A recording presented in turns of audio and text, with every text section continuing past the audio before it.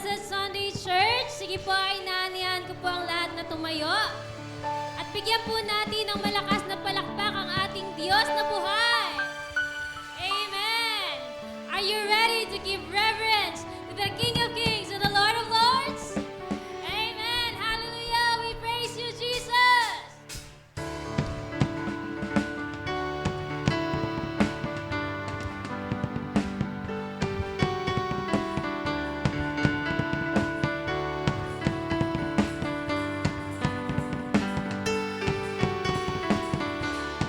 Great is the Lord God Almighty.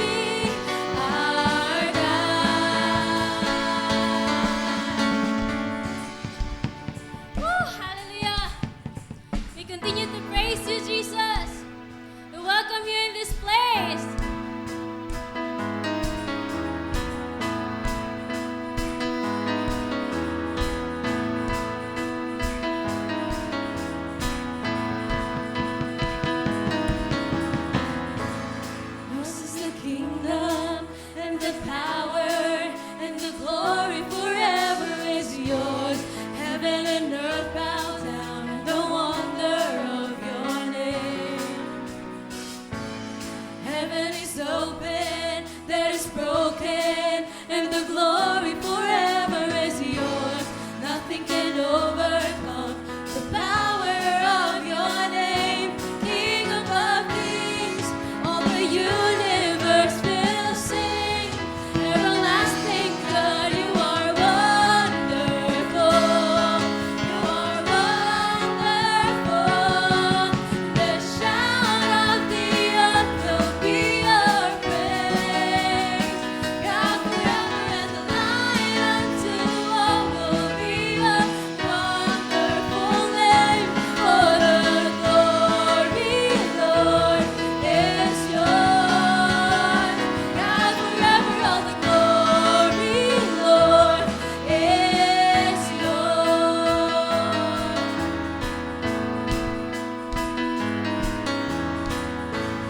Yours is the kingdom and the power and the glory forever is yours. Heaven and earth bow down at the wonder of your name. Heaven is open, that is broken, and the glory forever is yours. Nothing can overcome the power of your name. King above kings, all the universe will sing. Everlasting God, you are wonderful. You are wonderful. The shout of the earth will be your praise. God forever on the light unto all will be a wonderful name. For the glory, Lord, is yours. God forever, all the glory, Lord, is yours.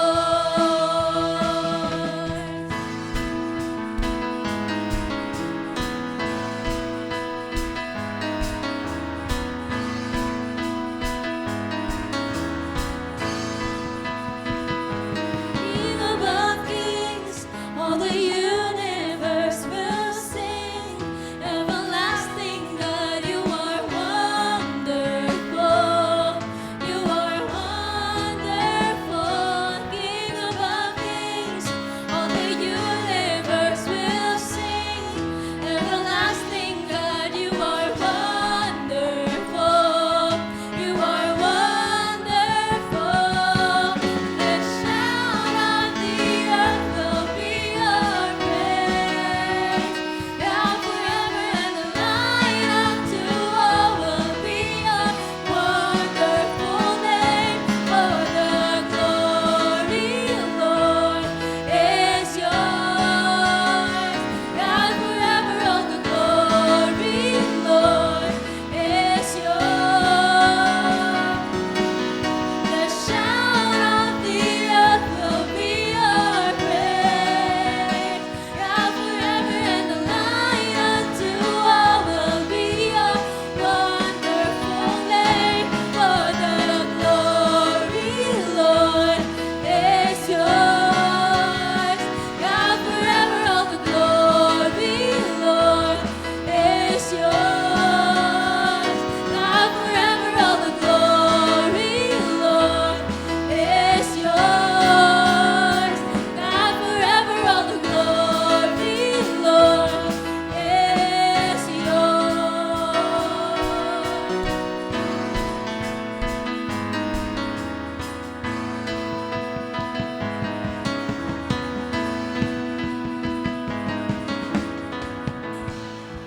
Amen. Hallelujah. The glory, Lord, forever is yours alone. And as we continue to worship you, O God, we continue to invite your presence in this place, in our hearts, Lord. We exalt your wonderful and matchless name, O Jesus. Hallelujah.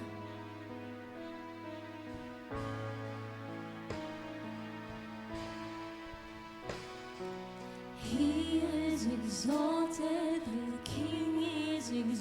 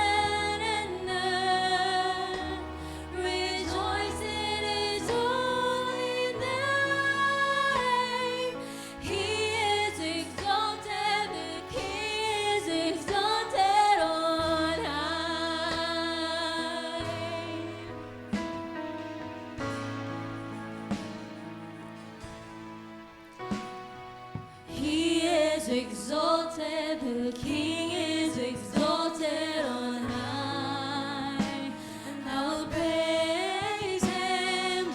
He is exalted, forever exalted, and I will praise His name. For He is the Lord, forever His truth shall reign. Heaven and earth rejoice in His holy name. He is exalted, the King is exalted on high. He is the Lord, forever His truth shall reign. Heaven and earth rejoice in His holy name. He is exalted, the King is exalted on high. We exalt you, Lord. We give glory to your name, Jesus.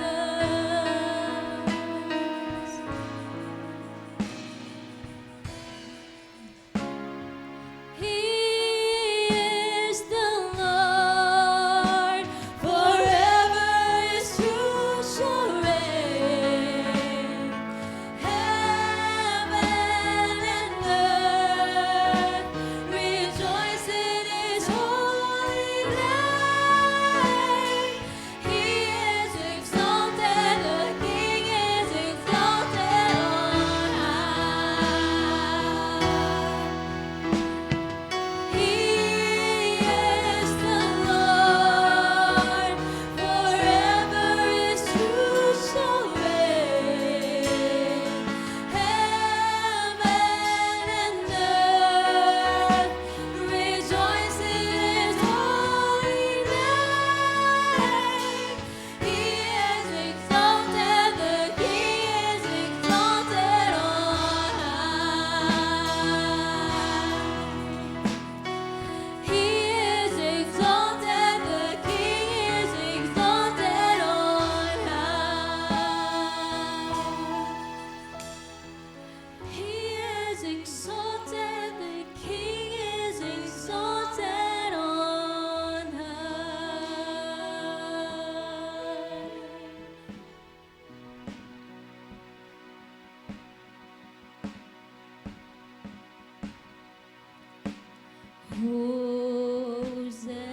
Hosanna in the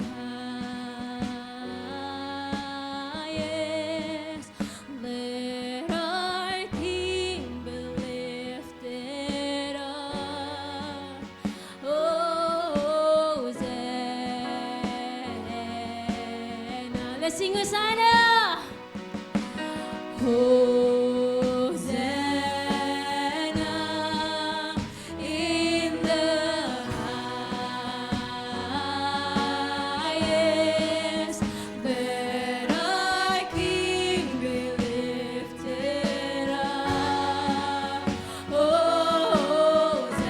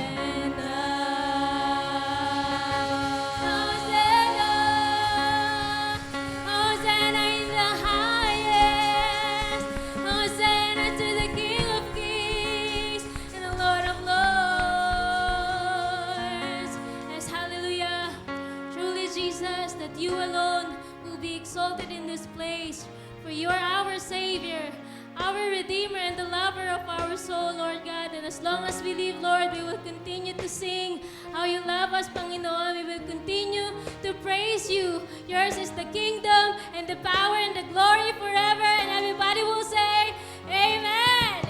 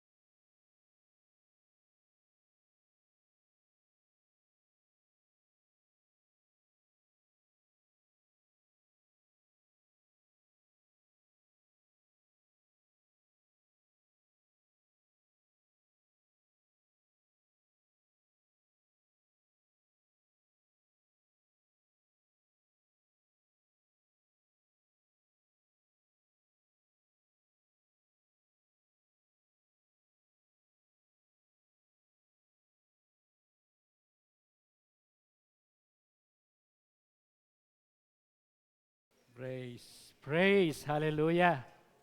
Hallelujah. Palakpakan natin ang ating Panginoon. Amen. Hallelujah. Yes.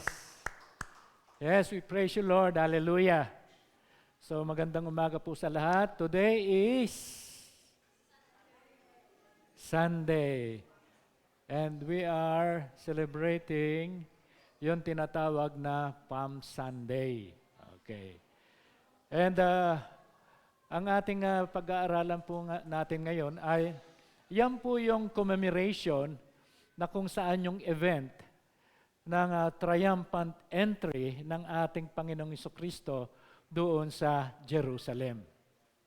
Okay. So, ang ating pag-aaralan nga po ngayon ay tungkol sa Palm Sunday at ito po ang ating passage sa John chapter 12 verse 12 to 19. Inaanyayahan ko po ang lahat na tumayo sa pagbasa ng banal na salita. This is from the New King James Version. Samahan niyo po ako sa pagbasa. Hallelujah. The next day, a great multitude that had come to the feast, when they heard that Jesus was coming to Jerusalem, took branches of palm trees and went out to meet him and cried out, Hosanna! Blessed is he who comes in the name of the Lord, the King of Israel. Then Jesus, when he had found a young donkey, sat on it, as it is written, Fear not, daughter of Zion, behold, your king is coming, sitting on a donkey's colt. His disciples did not understand these things at first, but when Jesus was glorified, then they remembered that these things were written about him and that they had done these things to him. Therefore, the people who were with him when he called Lazarus out of his tomb and raised him from the dead bore witness. For this reason, the people also met him because they heard that he had done this sign. The Pharisees therefore said among themselves, You see that you are accomplishing nothing. Look, the world has gone after him. Manalangin po tayo. Maraming salamat, Panginoon, sa pagpapala mo ng iyong banal na salita. Patuloy po, Panginoon, that we invite the Holy Spirit in this place. Give us wisdom, O Lord God, and know the things of Father God tungkol dito sa aming pag-aaralan regarding the triumphant entry in Jerusalem. Lord, help us, O Father God, that we may know the substance of the things you are giving us for this message, O Lord God.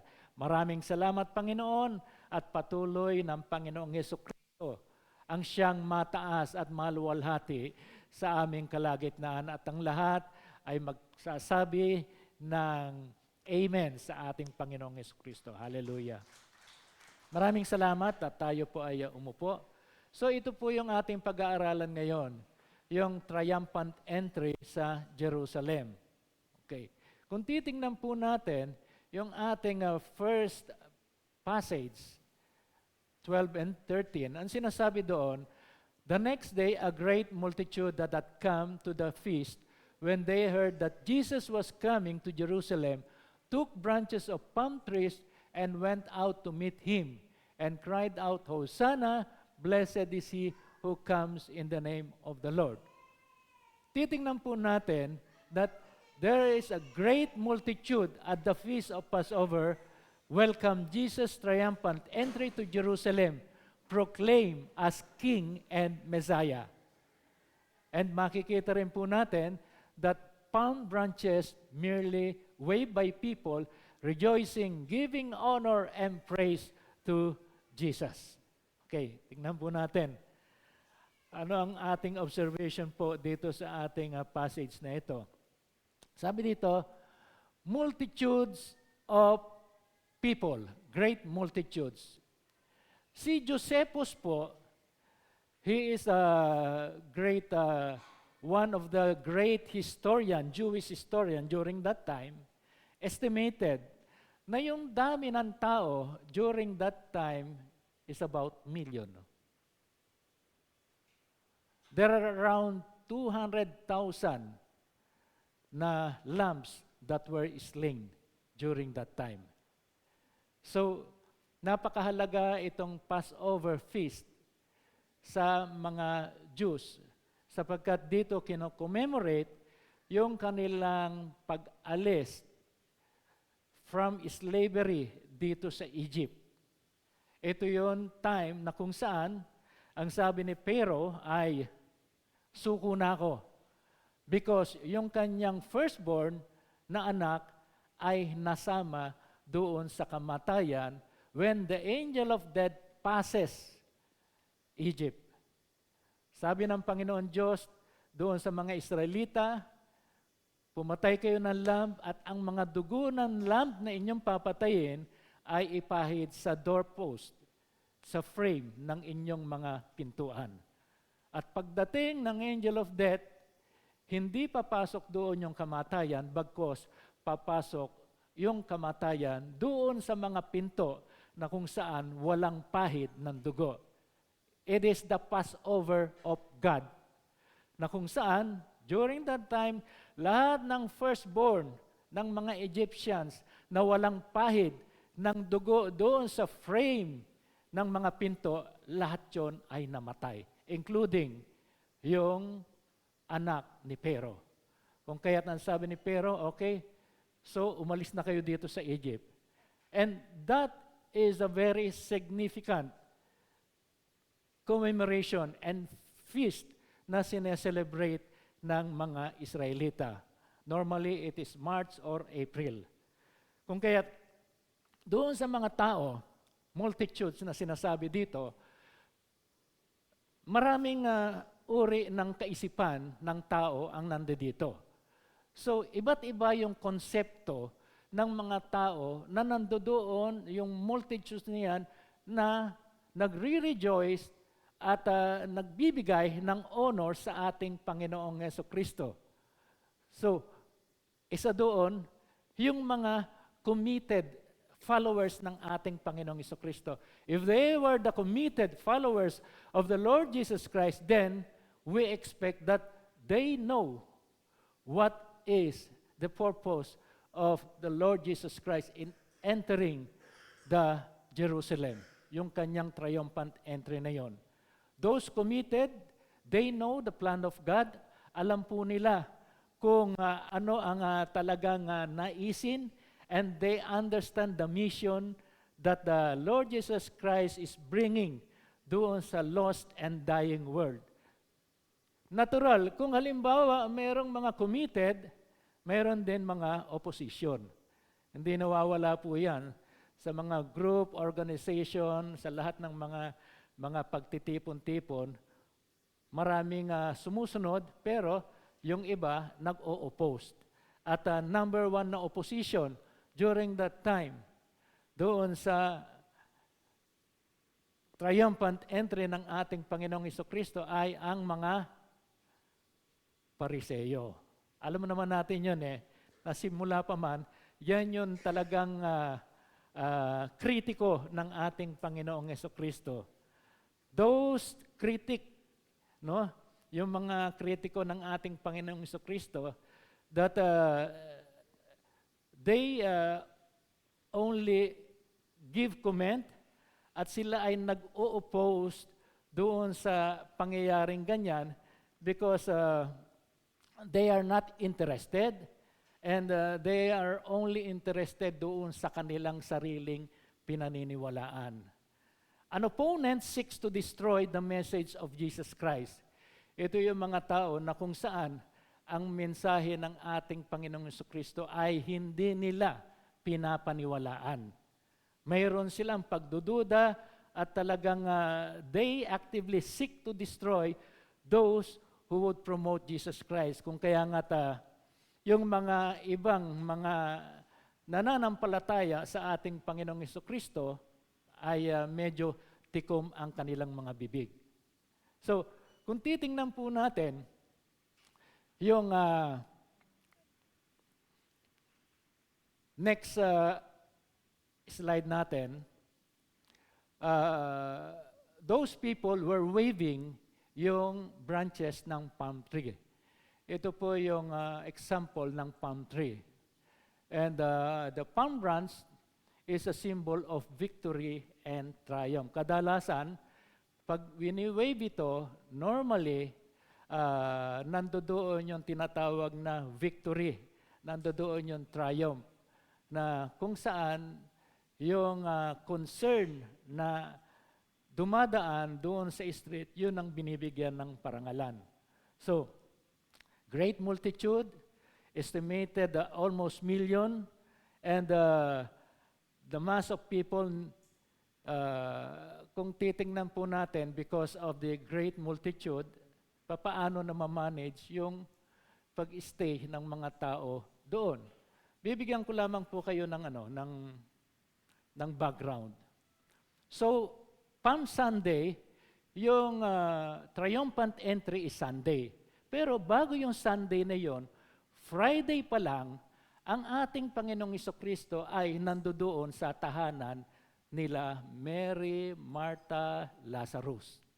Okay, and that was the time na kung si Mary ay inanoint yung paa ng ating Panginoong Jesucristo. So, Saturday, it is a Sabbath day. Normally, Jesus Christ is with the fashion doon sa kanyang kaibigan. So, pagdating ng Sunday, it is Palm Sunday. Ito yung pagpasok ng ating Panginoong Jesucristo doon sa Jerusalem na nakasakay siya sa donkey. So, Monday, ang ating Panginoong Jesucristo ay nagpunta sa templo at doon pinagtataob niya yung mga lamesa, yung mga traders, yung mga money exchangers, at yung mga nagbebenta ng mga hayop doon. Pinagtataob niya at doon siya nagalit. That was Monday. Tuesday, nasa Mount of Olives siya, kasama yung mga disipulo, mga kanyang followers, at nagtuturo siya ng parables. And that was the time na sila ay pinag-ingat ng Panginoong Jesucristo sa mga Pariseyo. Jesus Christ warned them against the Pharisees. So, that was Tuesday and Wednesday. There's nothing said in the scripture. But on Thursday, ito na ngayon yung Feast of the Passover. At doon na-institute yung tinatawag na Holy Communion sa mga apostles. And on that night, nasa Garden of Gethsemane ang ating Panginoong Jesucristo at siya'y nananalangin at doon na siya hinuli. That was Thursday. Friday, it was the crucifixion of the Lord Jesus Christ. Saturday, Jesus Christ is in the tomb. Sunday is Easter Sunday, the resurrection of the Lord Jesus Christ. So, yan po ang mga day-by-day activities na makikita po natin sa Bible. Ngunit, ang pinag-uusapan po natin dito ay itong tinatawag na triumphant entry ng ating Panginoong Hesukristo. So, maraming misconception dito sa pagpasok ng ating Panginoong Hesukristo sa Jerusalem. Although, makikita natin that multitudes of people are waving yung palm branches. Meaning to say, they were rejoicing, they were praising, they were giving honor sa ating Panginoong Hesukristo. But then, yung tinatawag natin na false conception ng mga tao na nandoon, they think that Jesus Christ is an earthly Savior. Okay, ang nasa isipan nila, ang ating Panginoong Hesukristo ay tagapagligtas. Tagapagligtas physically doon against the Roman. Okay, so ano ang bagay na dapat makita natin doon sa false concept patungkol sa ating Panginoong Hesukristo? They think that Jesus Christ is a conqueror. Tama nga, Jesus Christ is a conqueror. And they thought that Jesus Christ will straighten out the problem of this earth by overcoming all those enemies ng mankind, including evil men, including poverty, hunger. Ang iniisip nila, Jesus Christ as a conqueror, ito lahat ang magagawa niya para sa Israel. Ma-resolve yung mga problema. That is number one, as a conqueror. Pangalawa, as a provider. Ang iniisip nila, itong dumating na ito na hari at Mesiyas, ito na ang pag-asa sa atin para tayo ay pagpalain niya.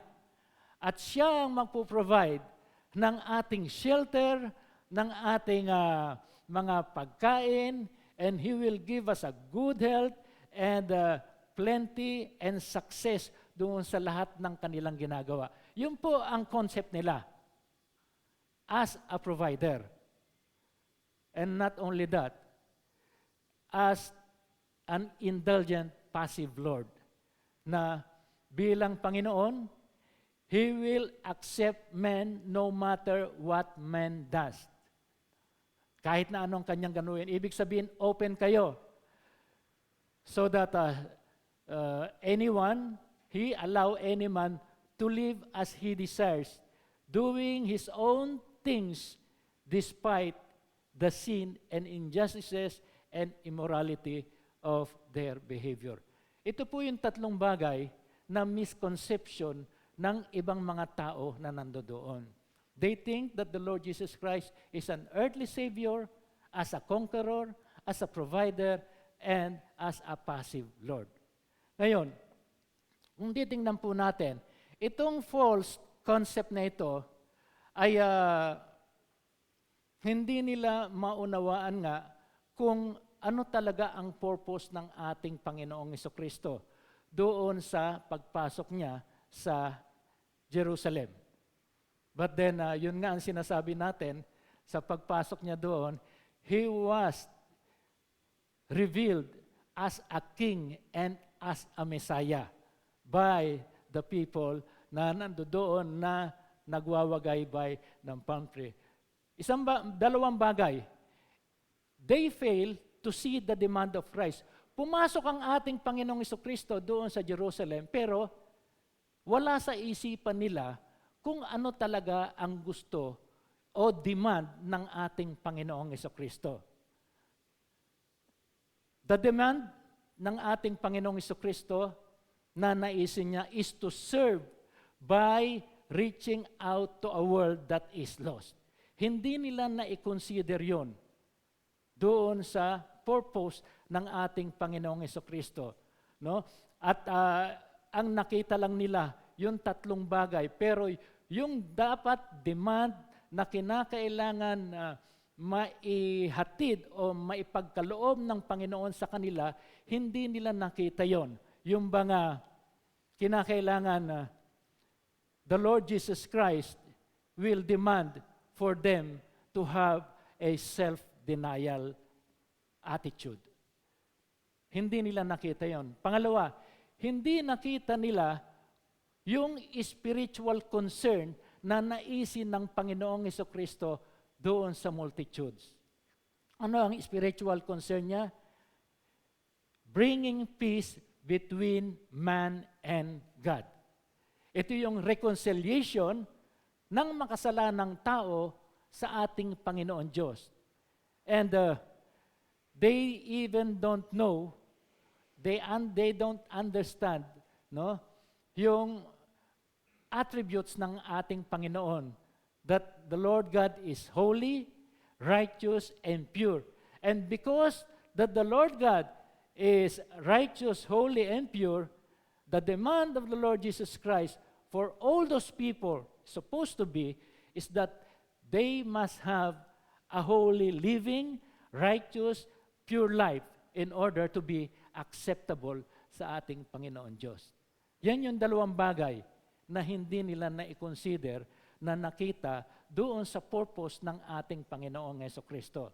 Kung kaya't ang nakita lang nila doon, yung mga magagandang bagay na dapat gawin ng ating Panginoong Hesukristo as revealed na King siya at Messiah siya.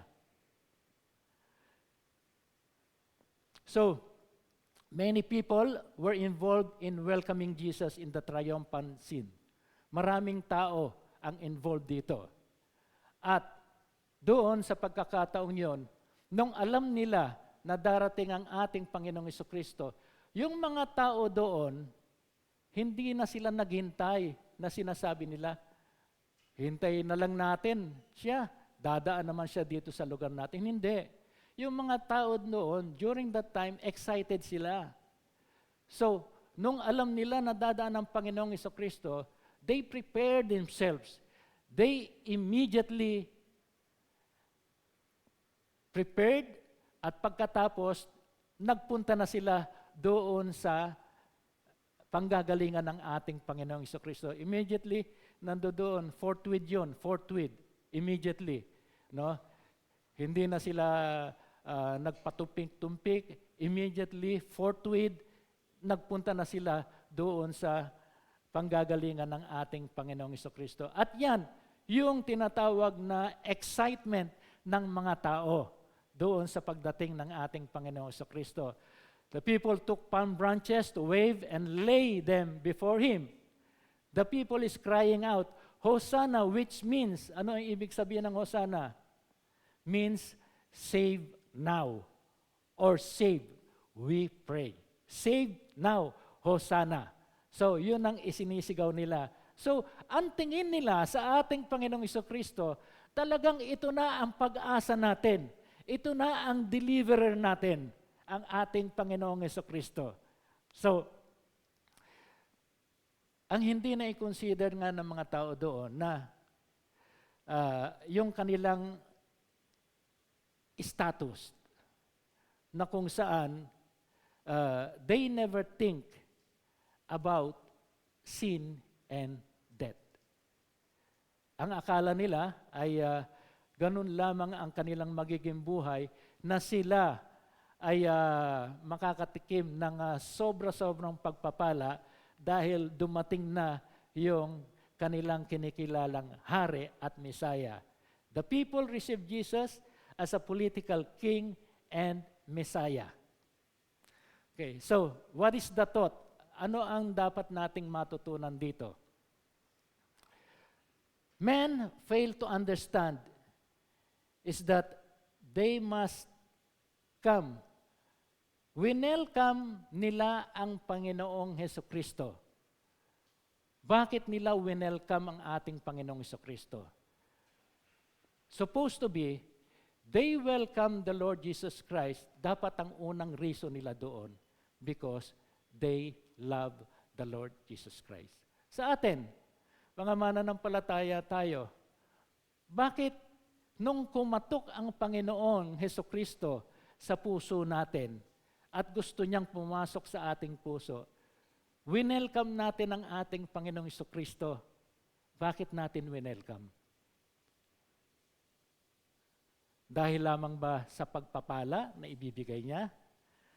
Dahil lang ba sa pag-inaccept natin ang Panginoong Jesucristo, we can get something out of it? Hindi po. Tinanggap natin, inopen natin yung ating puso sa ating Panginoong Jesucristo because of one reason, because we love Him. Hindi lamang po yun. The next reason that we welcome and we allow the Lord Jesus Christ to enter in our heart is that because we know who He is. Alam natin, kilala natin kung sino ang Panginoong Hesukristo. It should be the thing na dapat nasa isipan ng mga taong nandoon during that time of the triumphal entry. Hindi po nila inilalagay yon sa kanilang puso. Yung kanilang pag-welcome, yung kanilang pagtanggap, yung kanilang pag-rejoice, yung kanilang pagtataas ng mga palm tree to give praise sa ating Panginoong Jesucristo. Ang nalalaman lang nila, physical things about themselves and the physical things that this King and Messiah will give to them. Kaya nga tayo, mga mananampalataya, hindi tayo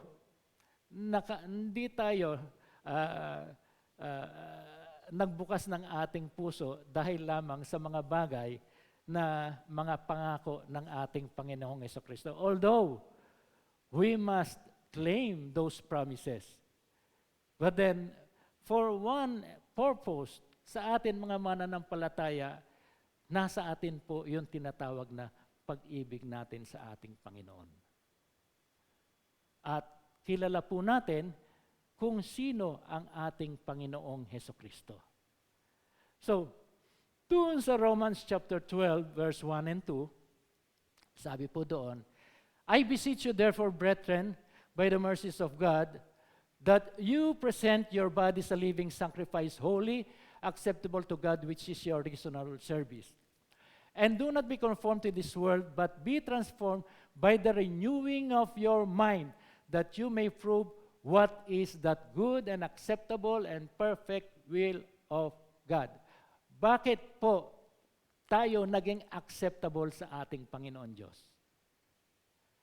Ang sinasabi ni Apostle Paul dito, we are acceptable to God because of our offering ng ating bodies as a living sacrifice and because of our reasonable service.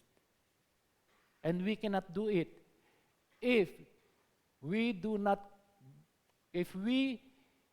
are conforming to this world. Hindi natin magagawa yon. Kaya nga sabi ni Apostle Paul, do not be conformed to this world, but be transformed by the renewing of our minds upang tayo, na mga mananampalataya, we will know what is the good and acceptable will of God. Ito po yung dapat na maitanim po sa atin. Naging acceptable po tayo sa ating Panginoon sapagkat unang-una, we are pleased to receive the Lord Jesus Christ at nasa ating puso yung pagtanggap sa ating Panginoong Jesucristo. Sapagkat katok siya ng katok sa puso natin. Ang iba, ayaw siya pagbuksan.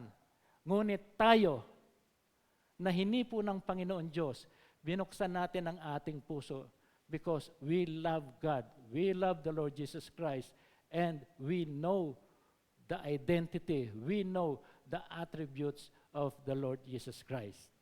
So, kung titingnan po natin yung palm branches na winawagayway, these were a symbol of victory and triumph. Okay. Normally, kapag ang isang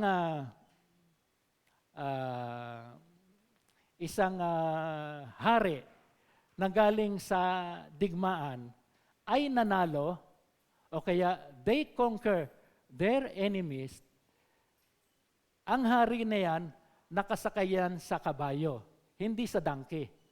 Nakasakay yan sa kabayong stallion. Ang stallion ay kabayong well-built, matitipunong kabayo. At pagpasok niyan doon sa kanilang bayan, marami rang nagwawagayway ng mga palm branches. Sinasalubong sila as a great conqueror, as a great warrior. Ngunit, ang ating Panginoong Jesucristo, they welcome the Lord Jesus Christ in peace. Peace po, sapagkat ang ating Panginoong Jesucristo ay He is not a physical conqueror, kundi ang naisin niya ay yung spiritual things na nagiging bondage sa tao, yun ang nais niyang ma-conquer. Presently, He is the Savior of all men. Later on, when He return, He will come as a king na siya ay nakasakay sa talagang kabayo na matipuno. Sa verse 14 and 15, ang sabi doon, Then Jesus, when He had found a young donkey, sat on it, as it is written, Fear not, daughter of Zion, behold, your king is coming sitting on a donkey's colt.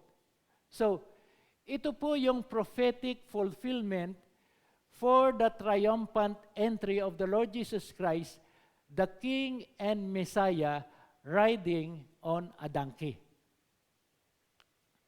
So, donkey ang sinakyan ng ating Panginoong Jesucristo dito. At yung fulfillment nga po nito ay from the prophet Zechariah. Sabi doon sa scripture sa Zechariah 9 verse 9, Rejoice greatly, O daughter of Zion, shout, O daughter of Jerusalem, behold, your king is coming to you. He is just and having salvation, lowly, riding on a donkey, a colt, the foal of a donkey. Ano po yung foal of a donkey? Ang sinasakyan, ang sabi ng ating Panginoong Jesucristo doon sa kanyang tao, pumunta ka doon sa lugar na yon. Mayroon doon donkey, kunin mo. Okay. Nung pagkakuha ng kanyang tao doon sa donkey, sabi ng may-ari, Oy, ba't mo kinukuha yan? Kailangan ito ng Panginoong Jesucristo. Okay, sige, dalin mo na. Okay. Yung donkey na yon, foal, ay isang donkey na hindi pa nagagamit sa serbisyo. Yung donkey na yon, kumbaga sa hindi pa nakaranas na mag-load ng mabigat na bagay doon sa kanyang likuran. Meaning to say, very fresh yung donkey na yon. At yung donkey na yon, na supposed to be, ang serbisyo niya ay mag-load doon sa kanyang likod ng mga burden o kaya mga mabibigat na bagay, ang donkey na yon, yun ang sinakyan ng ating Panginoong Jesucristo. Kung ano ang purpose ng donkey? To serve. Ang ating Panginoong Jesucristo na nakasakay doon, His purpose also is to serve. At ang donkey na yon, wala pang ibang klaseng trabaho na iniatang doon sa donkey na yun. So, meron din palang sa Bible, yung mga lahat ng uri na minimension doon ay mayroon pong gamit. So, minention doon yung palm tree, symbol of victory and triumph. Minention dito ang donkey, na itong donkey na to, ito yung, ang service nito ay talagang para doon sa serbisyo na maikakarga at mailoload doon. First, ayun, the colt was a noble animal. It was used as a beast of service to carry the burdens of men. Okay. Sa kadalasan, donkey ang sinasakyan ng mga kings and emissary if they will go to the one place with peaceful intention. Pag ang kanilang intention ay peace, ang kanilang sinasakyan ay donkey. Okay. Pero kung halimbawa, ang sinasakyan ng isang mandirigma ay stallion, hindi peace ang kanyang kailangan doon sa lugar na yon. Ang kailangan niyan ay digmaan. Ang kinakailangan niyan, war. Okay. First, Jesus was dramatically demonstrating two things to the people. First, that he was unquestionably the promised king, the savior of the people. And second, that he was not coming as the conquering king. His mission was not to come as a worldly dictator and not to be the leader of an army to kill and to endure. Consequently, the people had to change their concept of the Messiah. So the Messiah was coming as the Savior of peace who had been sent to save all men. Ito po ang ating Panginoong Hesukristo. Sa ating Panginoong Hesukristo po, nandoon po yung ating kapayapaan. Okay. And we really need the peace of God. Lalong-lalo na sa kapanahunan natin ngayon, na kung saan atubili ang mga tao dahil sa mga kaganapan sa ating kapaligiran. Sabi sa Colossians chapter 1 verse 19 to 20, "For it pleased the Father that in him all the fullness should dwell, and by him to reconcile all things to himself by him, whether things on earth or things in heaven, having made peace through the blood of his cross." Ang ating Panginoong Hesukristo, during the time, he come in peace. At ang ating Panginoong Hesukristo, nais niya na sa puso't isipan ng mga tao ay makintal yung kapayapaan sa kanila. Kapayapaan sapagkat yung pinaka-purpose ng ating Panginoong Hesukristo sa entry doon sa Jerusalem ay dapat nauunawaan nila. Yung colt, the symbols of colt is service. Okay. So, sabi sa Matthew chapter 20 verse 28, "Just as the Son of Man did not come to be served, but to serve, and to give his life as a ransom for many." Sa Philippians 2, 5 and 7, sabi rin doon, "Let this mind be in you, which was also in Christ Jesus, who, being in the form of God, did not consider it robbery to be equal with God, but made himself of no reputation, taking the form of a bondservant and coming in the likeness of man." So, tayo po, alam po natin na ang ating Panginoong Hesukristo ay nandito, nagkatawan tao, bilang isang servant. He doesn't need to be served. Ngunit, ang kinakailangan, siya ang mag-serve. So, kabaliktaran po yan ng nangyayari dito sa secular. Ang gusto ng mga boss, sila ang paglingkuran. Ang gusto ng mga boss, dahil sila boss, yung mga tao ang dapat maglingkod sa kanya. And all of us know it very well sa kapanahunan natin ngayon dahil maraming mga maimpluwensyang tao ngayon dito sa ating bansa. Ngunit sa akin naman, yung mga taong maimpluwensya na yan, it's merely nothing. Compare doon sa ating pinagkakatiwalaan. Compare doon sa ating inilalagak na pagtitiwala na walang iba kundi sa ating Panginoong Hesukristo. Ano pa man ang mangyari dito sa mundong ito, as long as we have the Lord Jesus Christ, palagay ko, hindi dapat tayo matakot. Anytime sa buhay po natin,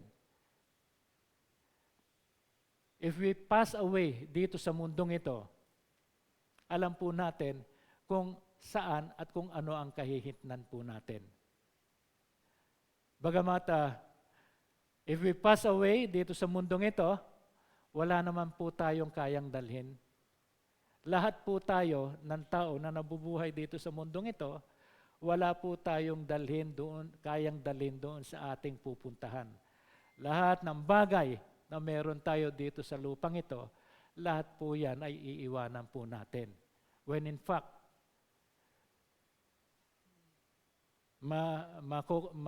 magkakaroon nga tayo ng alinlangan sapagkat yung pinaghirapan natin dito sa mundong ito na hindi natin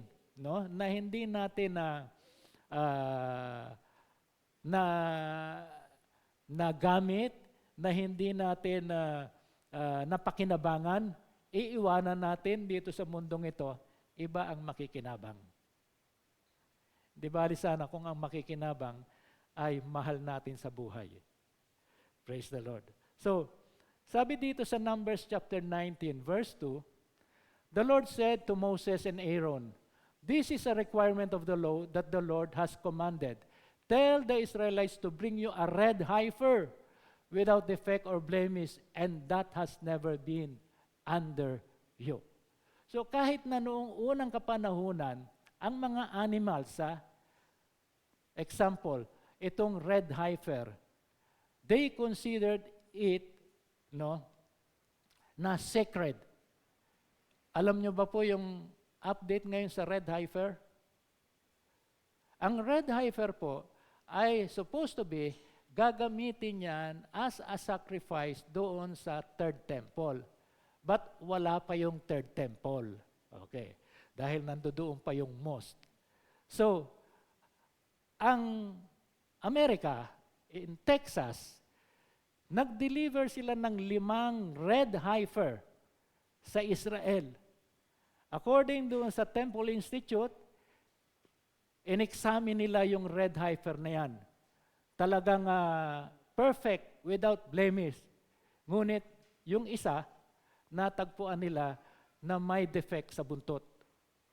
So ang ginawa nila, yung may defect sa buntot, sinunog nila. Kinuha nila yung ash only as a trial. Dahil wala pa talaga yung tinatawag na seremonya dahil wala pa yung third temple. So, yung red heifer na yan, mayroon lang makitang isa o 2 buhok na iba ang kulay puti, hindi na yan perfect para sa sacrifice. So, ganon. At yung red heifer na yan, hindi pa yan nagagamit, very sacred yan, hindi pa nagagamit sa anumang klase ng trabaho. So, ganon ang kaparaanan during the Old Testament at nung kapanahonan ng ating Panginoon Jesucristo. They considered donkey, red heifer, lamb, those things na sinasacrifice sa ating Panginoon na supposed to be without blemish. Sabi sa verse 16, His disciples did not understand these things at first, but when Jesus was glorified, then they remembered that these things were written about Him and that they had done these things to Him. So the disciples clearly understood the event and its significance after resurrection and was glorified. Actually, yung mga mananampalataya noon, nasa process din sila ng tinatawag na confusion. Okay. Sapagkat hindi nila talaga alam din kung ano ang purpose ng pangyayaring event doon sa entry doon sa Jerusalem ng ating Panginoong Jesucristo. And the only thing na naunawaan nila ay nung ang ating Panginoong Jesucristo, okay, third day, namatay ang ating Panginoong Jesucristo, and after the third day, nabuhay na maguli ang ating Panginoong Jesucristo. At naunawaan lang nila yung lahat ng bagay na naging pangyayari at yung mga purpose nung ang ating Panginoong Jesucristo ay nabuhay na maguli at siya ay na glorified. So, ano ang pinakatot? The scripture is unfathomable, its depth cannot be measured. Yung pinaka substance minsan ng scripture ay hindi natin maunawaan. There is a world of truth in that an eternity of insight. No? So, ang kinakailangan para maunawaan ang lahat ng bagay ay ang banal na Espiritu, the Holy Spirit. The Holy Spirit takes the believers and quicken his mind and heart to grasp the Scriptures. Kahit na rin tayo, mga mananampalataya, minsan, hindi natin maunawaan yung ating binabasa sa Bible. Ngunit, as we pray to God, and as we invite the Holy Spirit to give us wisdom, nauunawaan po natin yung ating mga binabasa. Lalong-lalo na kung ang babasahin natin, scriptures ay yung madaling maintindihan na version. Lalong-lalo na yung New International Version. Okay. So, yan yung ating kaunawaan bilang mananampalataya sa pagsaliksik ng mga katotohanan patungkol sa ating Panginoong Hesukristo. Para sa akin nga, ang mga mananampalataya during those times, supposed to be, dapat maunawaan nila yon.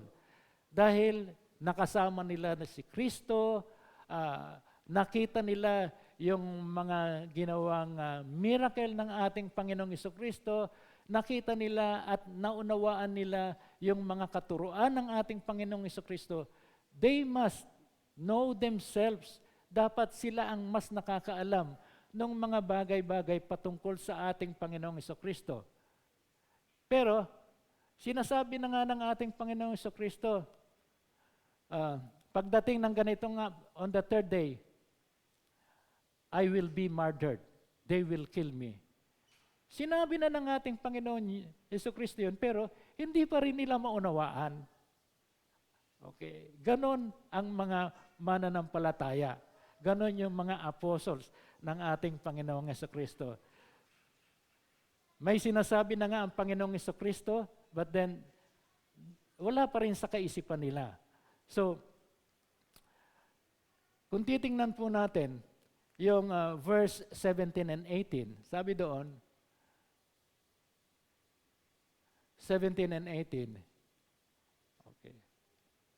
Sabi doon, therefore, the people who were with him when he called Lazarus out of his tomb and raised him from the dead bore witness. For this reason, the people also met him because they heard that he had done this sign. Okay. The people reacted with sincerity while others are curious, anticipating with excitement similar miracle they witnessed with Lazarus. Yung mga tao na nandoon sa triumphant entry, sila yung mga taong excited. Bakit? Sapagkat iniisip nila na baka mayroong fantasy na mangyayari. Okay. Kasi alam nila na ang ating Panginoong Hesukristo, binuhay niya yung patay, si Lazarus. So, the people are thinking na baka mayroon pang maganap na magandang bagay na himala na gagawin ng Panginoong Hesukristo. Yun ang iniisip nila. Kaya sila nagdudumali na pumunta doon sa lugar na kung saan pumasok ang ating Panginoong Hesukristo. So, maaring itong mga tao na ito, baka may miracle na gawin ang Panginoong Hesukristo. Maganda yan. Mawi-witness natin yan. Okay, sa akin lang baka iniisip nila na pag nakasakay sa donkey ang ating Panginoong Hesukristo, baka iniisip nila na yung donkey na yun ay lilipad sa taas. Kaya nag-iisip sila ng mga bagay na pwedeng mangyari na magiging kagulat-gulat. O kaya paglakad ng donkey na yun na nakasakay ang ating Panginoong Hesukristo, baka isipin nila na yung donkey unti-unting nagiging tunay na kabayo. Baka ganun ang iniisip nila. No, yun sa akin lang yun. No? Pero hindi kaila sa kanila na ang ating Panginoong Jesucristo maraming miracle na ginawa. At ang pinakamatinding miracle na kanyang ginawa ay yung pagbuhay kay Lazarus. Siya ay patay na, 4 na araw ng patay, nangangamoy na nga, nasa tomb na nga, ngunit isang salita ng Panginoong Jesucristo, Lazarus, come forth. From the tomb, lumabas ang Lazarus, nakatali pa yung mga benda sa kanyang katawan. So, may mga nakasaksi nyon. At yung bagay na yan ay naihatid from mouth to mouth sa pamamagitan ng kwento. Kung kaya't ito nga, sabi nila dito, the people were with him, he called Lazarus out of the tomb and raised him from the dead. For this reason, the people also met him because they heard that he had done this sign. Curious yung mga tao. Ito nga yung mga taong curious na sa lahat ng mga bagay, they wonder about amazing things na gagawin ng Panginoong Jesucristo. And maraming bagay na pwedeng supposed to be na mangyari. But then, kung titingnan po natin yung John chapter 4 verse 48, ang sabi doon, then Jesus said to him, unless you people see signs and wonders, you will by no means believe. Totoo ito sapagkat kahit na yung sariling disipulo ng ating Panginoong Jesucristo ay nasa kanya yon tinatawag na to see is to believe. Kung natatandaan niyo po si Thomas. Ako, maniniwala lang ako na nabuhay ang Panginoong Jesucristo pag nakita ko siya at nahawakan ko yung kanyang kamay na may butas ng pako. So, nangyari yon, nagpakita ang Panginoong Jesucristo at nung nakita at nahawakan ni Thomas, isa lang ang nasabi ni Thomas. Ano nasabi ni Thomas? My Lord and my God. Doon lang siya naniwala. So, sa verse 19, the Pharisees therefore said among themselves, you see that you are accomplishing nothing. Look, the world has gone after him. So, rejoicing and triumph turned out to be a despair and disappointment to those who oppose and plot Jesus being a Savior, conquering the world. So, ito yung mga Pharisees, no? Na-disappoint sila, na-despair sila sa nakita nilang maraming tao na naniniwala, nananampalataya at nagre-rejoice sa pagpasok ng ating Panginoong Jesucristo, revealed as King and Messiah. So, sabi ng mga Pariseo, papaano yan? They blame each other. Paano yan? Marami ng taong naniniwala sa Kanya. Paano tayo ngayon? Sabi niya dito, conquering the world. No? Na-conquer na raw ng ating Panginoong Jesucristo ang sanlibutan. So, nagkakaroon ng disappointment itong mga Pariseo sapagkat unang-una sa lahat, no, yung kasikatan ng ating Panginoong Jesucristo ayaw nilang matanggap. Gusto ng mga Pariseo, sila ang mas kilalanin ng mga tao. Pero hindi mangyayari yon sapagkat nakita nila yung mga kakaibang bagay na nagawa at naituro ng ating Panginoong Jesucristo. Kung kaya't ang sabi ng ibang mga Jews, sabi ng iba, tahimik lang tayo. Kasi baka mamaya pag ikwinento natin yung mga nagawa ng Panginoong Jesucristo, baka mamaya hindi na tayo makapasok sa sinagoga. Okay. So, maibaban sila sa pagpasok doon sa temple. So, ang nangyayari, no, doon sa mga tao, instead that they witness, nagiging tahimik lang sila.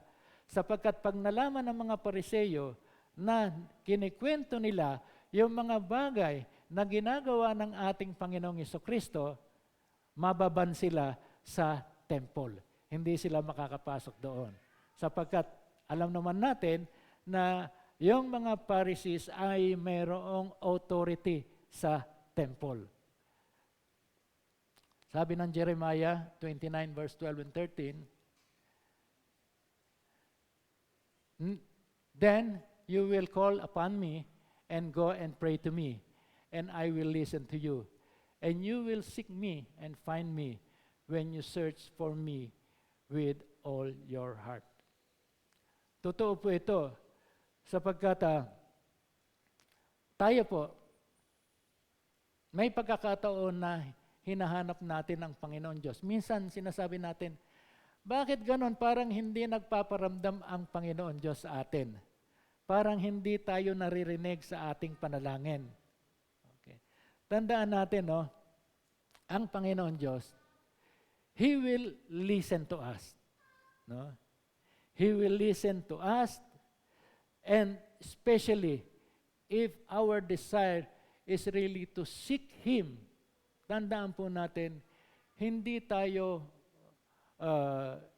i-reject, hindi tayo pababayaan, hindi tayo i-outcast ng ating Panginoon.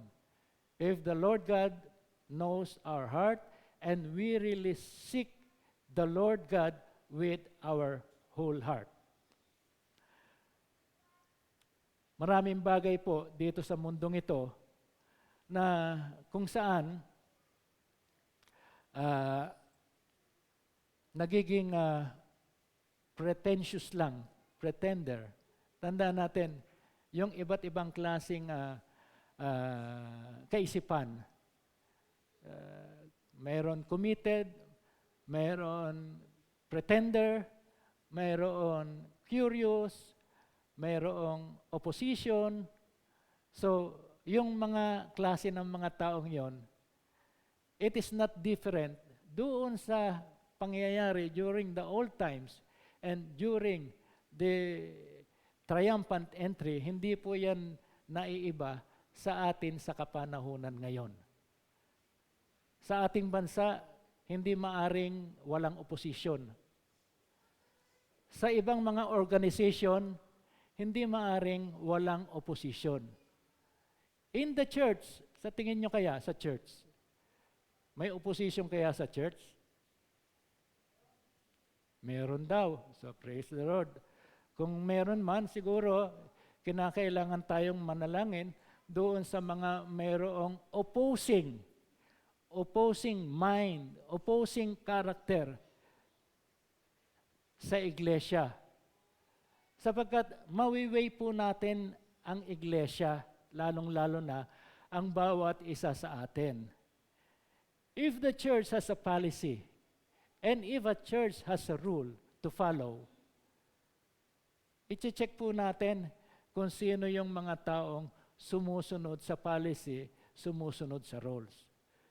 Pag hindi sumunod sa rules and policy, ibig sabihin, disobedient siya. Ibig sabihin, sometimes, maybe, he opposed the things na naisin ng iglesia. So, ang kinakailangan natin dito ay manalangin. Maraming bagay, nga madalas kong sinasabi, maraming bagay dito sa mundong ito, bilang Kristiyano na tayo, maraming bagay ang nakakainis. Okay. Sa bahay nyo lang, maiinis na kayo minsan sa bahay nyo. Okay, dahil maraming trabaho, maraming gagawin. Okay. Tapos hindi mo alam, may priority ka palang gagawin na iba ang inasikaso mo at yung priority mo, hindi mo nagagawa kung kaya't magkukumahog ka ngayon. Okay. So, sa church, I don't believe na merong nakakainis sa church. Supposed to be, in the church, we must be pleased with anyone.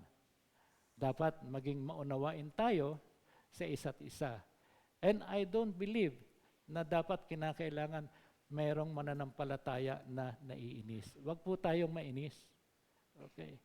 Yung inis natin, palitan po natin ito ng joy, ng kagalakan. Okay. Kahit na naiinis na po na tayo, medyo tumawa tayo, ngumiti po tayo. Okay. So, hanggang dyan lamang po at we will come to the conclusion. Sabi sa conclusion, rejoice and shout with praise for the victory we have in Christ Jesus as a king in his triumphal entry. He was coming for the salvation of the world, peacefully and eternally, reconciling the world to the God of love and peace. Ito po ang triumphal entry ng ating Panginoong Jesucristo. We should make it significant sa atin, sapagkat ito po yung revelation ng kingship and messiahship ng ating Panginoong Jesucristo. That's why those people, millions of people, they wave the palm branches indicating that they are rejoicing, they are praising, and they are happy doon sa pagpasok ng hari at ng Mesaya. Manalangin po tayo. Hallelujah. Panginoon, maraming salamat, Panginoon, sa araw na ito. This is Palm Sunday of Father God. As we commemorate the kingship and the messiahship of the Lord Jesus Christ. Maraming salamat po, Panginoon, sa ang aming Panginoong Jesucristo ang siyang naging dahilan kung bakit ang bawat isa sa amin ay nagkaroon ng tunay na relasyon sa Kanya. As we open our hearts, O Father God, and receive the Lord Jesus Christ, who is knocking in our hearts, O Father God, nagpapasalamat po kami, Panginoon, sapagkat ito po, Panginoon, ang katugunan mo para sa sanlibutan na ang bawat isa ay magkaroon ng tinatawag na kaligtasan.